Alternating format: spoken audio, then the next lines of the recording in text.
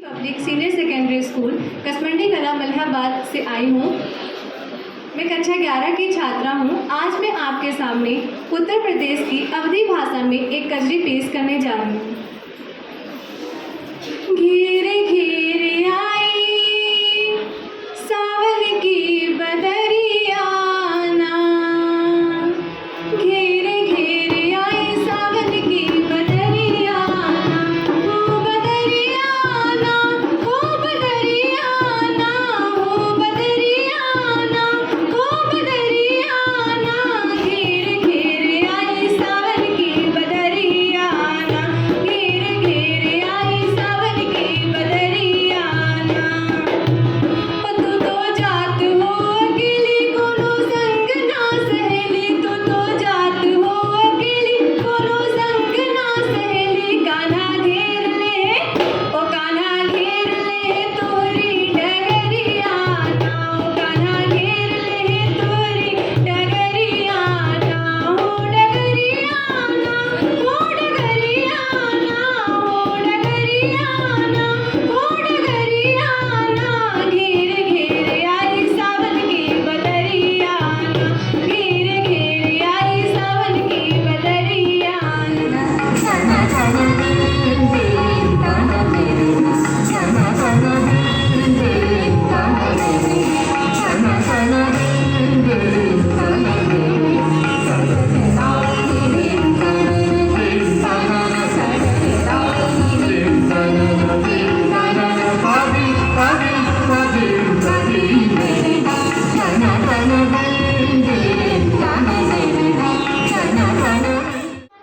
Public school से कक्षा 10 की छात्रा आज आप सबके समक्ष एक पारंपरिक कहानी प्रस्तुत करने जा रही हूँ।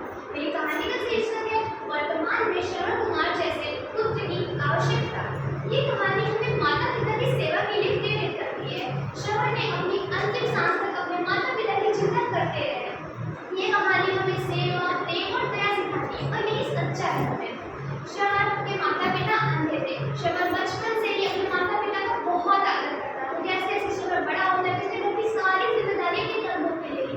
बस वह उठता, नदी से जल लाता, अपने माता पिता के स्नान के लिए फिर जंगल जाता, जंगल से लकड़ियाँ लाता और घर में आग जलाता, उसके बाद चूल्हा जलाता, उसके बाद वह खाना पकाता।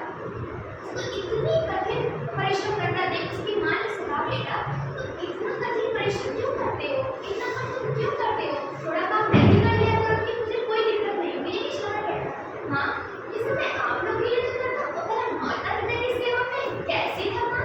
ये सुनकर उसके माता पिता भावुक हो जाते हैं। तो ऐसे ही एक दिन श्रवण की माँ ने श्रवण से कहा, बेटा तुमने हमारी सारी फरज़ें पूरी की, अब हमें सिर्फ एक इच्छा बची और हम चाहते हैं कि तुम्हारी कोई इच्छा पूरी हो जाए।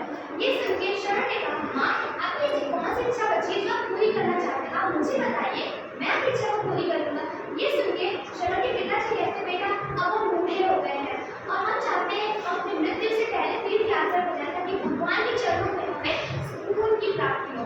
ये सुनकर श्रवण सोच में पड़ जाता है कि आखिर से माता पिता की इच्छा कैसे पूरी करेगी, क्योंकि उसके पास तो कोई साधन ही नहीं था और उसके माता पिता देख भी नहीं सकते थे। फिर भी उसने अपने माता पिता से वादा किया कि वह उनकी इच्छा को अवश्य पूरी करेगी। मेरा नाम है अंशिका, मैं आपके पब्लिक स्कूल से कक्षा 10 की छात्रा। आज आप सभी को एक ऐसी रानी की कहानी सुनाने जा रही हूँ जिसकी वीरता की चर्चा विश्व के हर देश में होती है। बुंदे ले हर कोयलों की मुँह हमने सुनी कहानी, खूब लड़ी मर्दानी वक्त तो झांसी वाली रानी। इन पंक्तियों से लगभग हर भारतीय परिचित है। ये पंक्तियाँ महारानी लक्ष्मीबाई जी के ऊपर लिखी गई हैं। ये पंक्तियाँ महारानी लक्ष्मीबाई की वीरता का प्रतिबिंब है। इन्हें संपूर्ण भारत सम्मान की दृष्टि से देखता है। 19 नवंबर 1828 में महारानी लक्ष्मीबाई का जन्म हुआ। इनके पिता मोरोपंत तांबे और माता भागीरथी 5 वर्ष की थी तब इनकी माता का देहांत हो गया, जिसकी वजह से इनका पालन पोषण इनके नाना के घर हुआ। इन्होंने बचपन से ही युद्ध विद्या में महारत हासिल कर रखी थी। जहाँ हमारा बचपन ऐसे खेल कूद में चला जाता है, वहीं महारानी लक्ष्मीबाई ने बचपन से युद्ध विद्या में महारत हासिल कर रखी थी। मैं विनय चौरसिया एमपीवी पब्लिक स्कूल में कक्षा 11वीं का छात्र आप सबके समक्ष कहानी वाचक प्रतिस्पर्धा के संदर्भ में प्रस्तुत हुआ हूँ और मैं आज आपको एक कहानी सुनाने जा रहा हूँ, एक ऐसे विषय की कहानी जिसका भारतवर्ष में बड़ा मान है। कहानी है मैंने प्रभु श्री राम से क्या सीखा। मैंने प्रभु श्री राम से क्या सीखा। मैंने प्रभु श्री राम से सीखा संघर्ष। प्रविश नगर कीजय सब काजा, हृदय राखि कौशलपुर राजा। गरुड़ सुधारु करह मिताई, गोबर सिंधु अनल सितलाई। गरुड़ सुमेरु रेणु समझाही, राम कृपा कर चितवा ताहि। यदि राम को रोल मॉडल बनाकर दिया जाए तो जीवन की समस्त कामयाबियां आपके चरणों को चूमेंगी।